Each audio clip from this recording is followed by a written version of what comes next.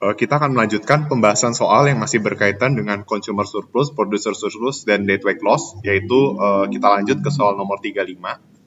Di sini dikatakan Diego, Amy, dan Vin itu dapat bekerja sebagai tutors atau memberikan les gitu ya, tambahan belajar di semester ini. Mungkin mereka dalam satu semester itu akan akan bekerja, dan mereka tuh opportunity cost dari menjadi tutor itu berbeda-beda untuk tiap orang. Ya, kalau Diego itu opportunity cost-nya $100, untuk Amy itu $200, dan Vin itu sebesar $400. Nah, pada akhirnya si university itu meng-hire tutors dan mereka itu dibayar $300. Nah, ini sepertinya dalam satu semester.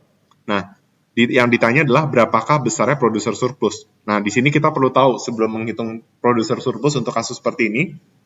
Nah, kita harus lihat bahwa ketika harganya sebesar $300, berarti yang bersedia mengajar itu hanya Diego dan Amy.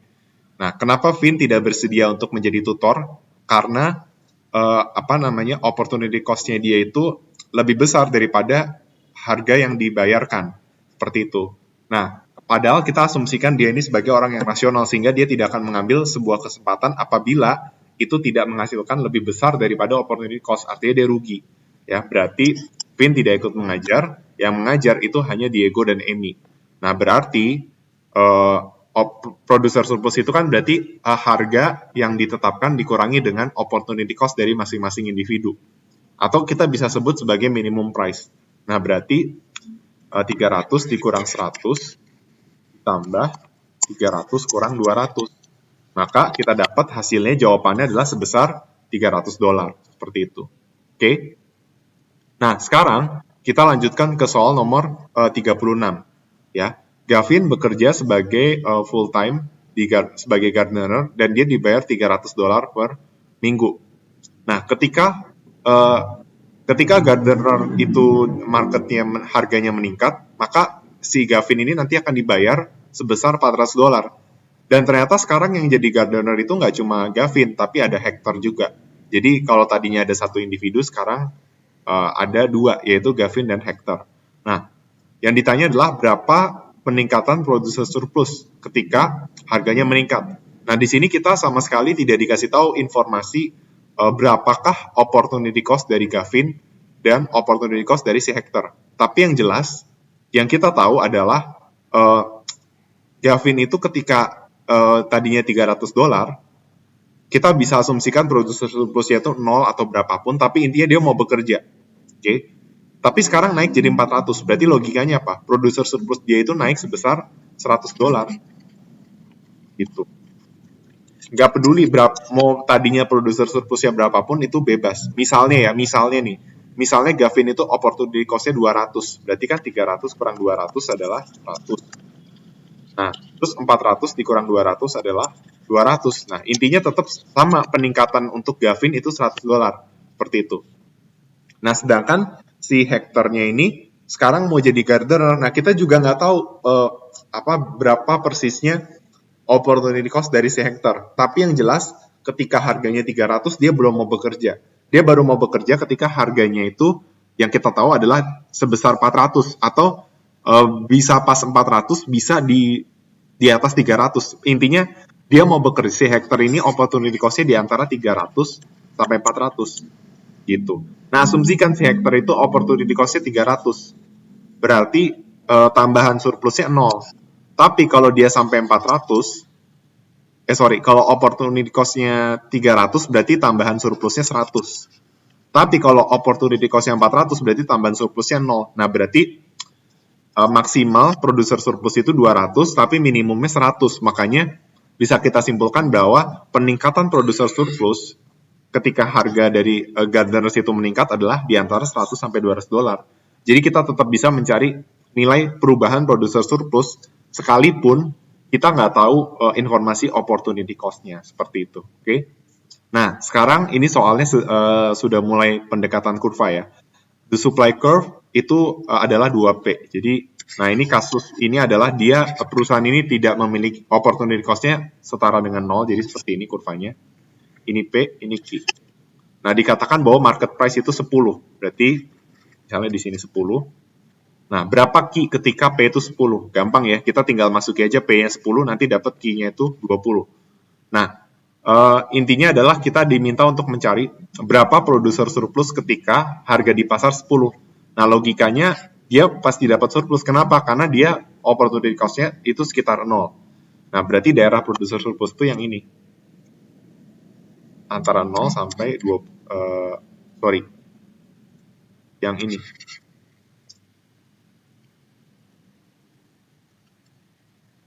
Ya, karena kan dia bersedia 0 tapi harga yang ditetapkan 10. Nah, sedangkan barang yang terjual adalah 20. Nah, berarti ini adalah produser surplusnya ini. Nah, ini cara mencarinya adalah setengah dikali 20 dikali kan setengah kali alas kali tinggi. Nah, tingginya itu 10 kurang 0 atau 10. Berarti setengah kali 20 kali 10. Hasilnya adalah sebesar 100. Nah, berarti kesimpulannya adalah besarnya produser surplus itu adalah $100. Seperti itu. Oke? Nah, sekarang kita lanjut ke nomor 38. Nah, Isabel itu menghargai waktunya $60 per jam. Nah, dia menghabiskan waktu 2 jam di tempat pijat gitu ya. Dan maksudnya bekerja ya, 2 jam itu di tempat pemijatan, dan dia itu was willing pay as much $300 per message. Jadi dia itu bersedia untuk dibayar $300 untuk satu kali mijetin orang seperti itu. Tetapi akhirnya mereka bernegosiasi, intinya tuh harganya nggak 300 tapi jadi 200. Maka bisa kita simpulkan pada transaksi ini apa yang terjadi seperti itu. Nah, yang terjadi itu adalah consumer surplus is $20 larger than producer surplus. Nah, kenapa demikian? Karena kan dia memvalue waktunya itu $60 per jam ya. Nah, sedangkan dia itu untuk di message itu pokoknya dia nge-spend 2 jam. Artinya apa? Bisa dibilang opportunity cost dari si Isabel itu adalah $120. Seperti itu. Opportunity cost-nya adalah $120. Nah, sedangkan opportunity cost-nya $120 ya. Nah, terus apa namanya? Dia itu dibayarnya $200. Ya, price-nya itu $200. Harga yang berlaku $200. Artinya apa? Surplusnya dia adalah 200 dikurang 120. Hasilnya berapa? Hasilnya adalah 80. Seperti itu. Nah, sekarang kita cari consumer surplus. Nah, consumer surplusnya itu adalah begini. Dia itu sebenarnya si consumer yang mau pijat itu sebenarnya mereka bersedia untuk apa? $300. Mereka bersedia dipijat $300. Tapi kan intinya mereka bernegosiasi sebenarnya. Jadi kita tetap mengasumsikan di sini $300 tuh consumer mau dipijat. Tetapi intinya mereka ya biasalah kebiasaan konsumen, dia udah bersedia beli tapi dia tetap mau nawar dan dia berhasil nawar $200. Artinya apa? Consumer surplusnya adalah 300 kurang 200. Hasilnya adalah 100. Nah, di sini kita bisa lihat consumer surplusnya 100, producer surplus 80. Nah, berarti consumer surplus lebih besar $20 daripada producer surplus. Seperti itu. Oke? Nah, sekarang kita akan lanjutkan soal-soal yang tersisa ya. Nih, an efficient allocation of resources maximize apa? Ya, alokasi yang efisien itu akan memaksimumkan consumer surplus dan producer surplus. Ya, jadi keduanya. Jadi pada saat kondisi equilibrium, ya itu adalah kondisi yang paling memaksimumkan consumer surplus dan producer surplus seperti itu. Jadi misalnya ini adalah equilibrium, ini akan jauh lebih baik surplusnya ketika harganya di equilibrium ketimbang di bawah atau di atasnya. Seperti itu. Oke, sekarang yang 40 ya. Ketika sebuah pasar ada di equilibrium, maka buyer itu akan membeli yang membeli itu berada di highest willingness to pay. Ya, kenapa demikian? Karena kita bisa lihat bahwa yang di sini itu nggak beli. Oke, di sini tuh mereka nggak beli. Yang membeli itu adalah yang bersedia membayar di atas harga keseimbangan. Berarti jawabannya adalah highest willingness to pay. Sedangkan yang sellernya itu bukan yang highest seller, tapi yang lowest. Mereka yang bersedia dibayar lebih murah daripada harga keseimbangan, itu adalah yang berhasil menjual. Jadi jawabannya highest and lowest. Oke. Sekarang kita lanjut ke soal nomor 44. Nah, ini kita diminta untuk mencari consumer surplus ketika harganya sama dengan 8, dan kita juga diminta untuk mencari total producer surplus. Oke. Nah, kita bisa lihat pada saat harganya $8, kuantitasnya itu yang berhasil terjual itu 6 million. Nah, tetapi kita juga nanti akan mengasumsikan bagaimana kalau harganya tetap $8 tapi produksinya itu di-cut di maksimal 3 million meals. Nah, hitung consumer surplus, producer surplusnya, dan hitung deadweight loss from underproduction. Nah, berarti cara mencari consumer surplusnya gampang ya. Ketika harganya $8 dan kuantitinya di equilibrium 6, berarti ini adalah consumer surplusnya nih. Nah, berarti consumer surplus mula-mula itu adalah tadi ya rumusnya setengah dikali maksimum price dikurang harga yang ditetapkan, kalikan dengan kuantitinya 6. Nah, 0,5 kali 6, 3 dikali 14 kurang 8, 3 kali 6, berarti hasilnya adalah 18. Nah, sedangkan producer surplusnya itu yang ini. Setengah dikali 8 kurang 2 dikali 6. Berarti setengah kali 6 kali 6. 6 kali 6, 36, 36 kali setengah, itu adalah sebesar 18. Nah, jadi pada kondisi ini consumer surplus dan producer surplusnya sama. Nah, apa yang terjadi ketika kuantitasnya dipatok? Jadi sekarang kuantitasnya itu yang dipatok, jadi sebesar 3. Nah, kita bisa lihat bakal ada deadweight loss. Nah, deadweight loss-nya di sini. Ini disebut dengan deadweight loss under production. Mereka memproduksi di bawah yang seharusnya. Nah, kita tinggal cari aja daerah ini kan. Ini kan hilangnya surplus konsumen dan produsen nih. Nah, ini cara mencarinya gimana? Nah, berarti setengah kali, lihat aja nih. Ini tingginya 6 kurang 3. Alasnya itu adalah antara P demand dengan P supply. P demand-nya 11, P supply-nya 5. Nah, berarti ini adalah deadweight loss-nya nih. Setengah dikali 6 kurang 3 dikali 11 kurang 5. Berarti setengah dikali 3 dikali 6. 6 kali 3, 18, 18 kali setengah, itu 9. Nah, berarti deadweight loss dari underproduction-nya adalah sebesar 9. Nah, sekarang coba kita cari consumer surplus yang baru. Nah, consumer surplus yang baru itu berarti logikanya sih sebenarnya tinggal daerah yang lama dikurangi dengan daerah yang ini. Nah, daerah ini tuh 11, antara 11, 8, sama 6 ya. Sebenarnya ini deadweight loss-nya bisa kita bagi dua nih, deadweight loss yang di atas sama deadweight loss yang di bawah. Kalau yang di atas itu kan setengah dikali 11 kurang 8 dikali 6 kurang 3 itu 3. Berarti 3 kali 3 itu 9, 9 kali setengah itu 4,5. Nah, jadi deadweight loss di sini 4,5, deadweight loss di sini 4,5. Berarti nanti consumer surplus yang baru itu adalah consumer surplus lama dikurang 4,5, gitu aja. Nah, sedangkan producer surplus yang baru itu adalah producer surplus yang lama dikurang 4,5. Seperti itu. Oke. Terbukti ya bahwa terjadi deadweight loss ketika kuantitas yang diproduksi itu under production. Oke. Nah, sekarang soal seperti ini nanti bisa, soal seperti ini juga nanti bisa dicoba ya. Cari consumer surplus dan producer surplus. Kalian tinggal dari informasi ini kalian tinggal gambarkan kurvanya aja ya. Jadi ini saya kasih clue, nanti kalian cari harga equilibriumnya sama kuantitas equilibrium, terus bikin kurva kayak gini sama ya.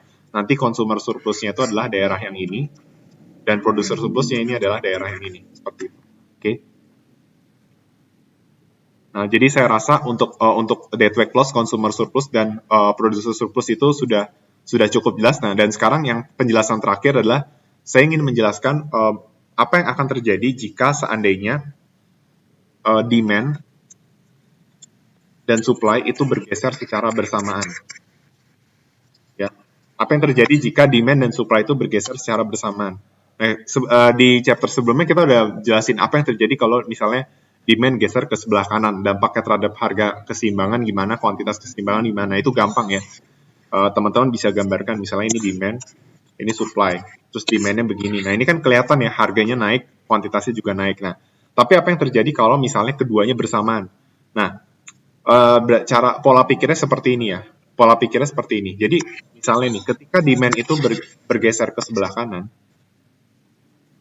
atau demand itu meningkat, apa yang terjadi?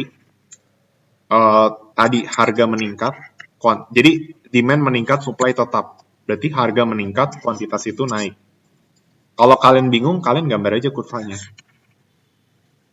Ini demand, ini supply, terus ini demand-nya. Nah, yang terbukti ya, harga naik, quantity naik.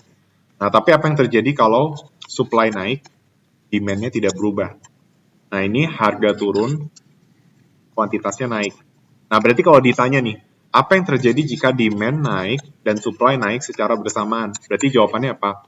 Yang pasti, kuantitas itu naik. Nah, terus bagaimana dengan harga? Apakah harga naik atau dia itu tidak berubah? Kan seolah-olah kalau yang satu naik satu turun berarti nggak berubah. Nah, jawabannya harga itu uncertain ya, atau ambiguous effect. Kita nggak tahu nih efeknya gimana.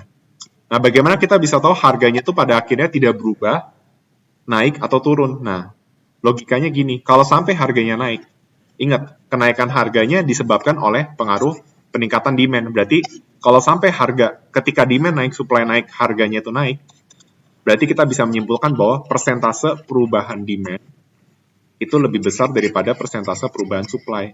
Itu yang bisa kita simpulkan. Tapi kalau persentase perubahan demand-nya sama dengan persentase perubahan supply, berarti harga tetap tidak berubah. Nah, tetapi kalau persentase perubahan demand di bawah persentase perubahan supply, maka harganya bukan naik tapi justru turun. Seperti itu. Oke. Jadi pola pikirnya seperti itu. Nah, nanti coba teman-teman bikin ya, apa yang terjadi kalau misalnya demand itu naik, supply turun, terus apa yang terjadi kalau demand turun, supply naik. Nah, sekarang saya mau contohkan satu lagi sebelum saya tutup, yaitu apa yang terjadi kalau demand turun, supply turun. Nanti teman-teman bisa coba untuk kasus yang ini nih. Kalau demand naik, supply turun, dan demand turun, supply naik. Nah, saya mau coba yang demand turun dan supply turun. Kalau demand turun, harga turun, quantity turun. Ya kan? Kalau supply turun, demand tetap, ini harga naik, kuantitasnya turun. Nah, berarti kalau demand turun, supply turun, berarti jawabannya adalah kuantitasnya pasti turun, sedangkan harganya itu uncertain.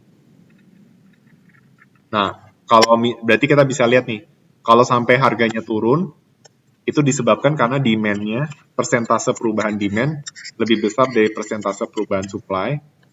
Terus kalau harganya naik, itu karena persentase perubahan supply-nya yang lebih kuat. Tapi kalau seandainya harganya tidak berubah, itu karena persentase perubahan demand sama dengan persentase perubahan supply. Nah, sekarang teman-teman bisa coba nih, lakukan untuk kasus bagaimana kalau demand turun, demand naik, supply turun, dan atau demand turun, supply naik. Silakan dicoba, ya, seperti itu cara menganalisisnya. Ya, nanti silakan teman-teman coba dan bisa cross-check jawabannya, oke? Sekian dari penjelasan saya, terima kasih atas perhatiannya.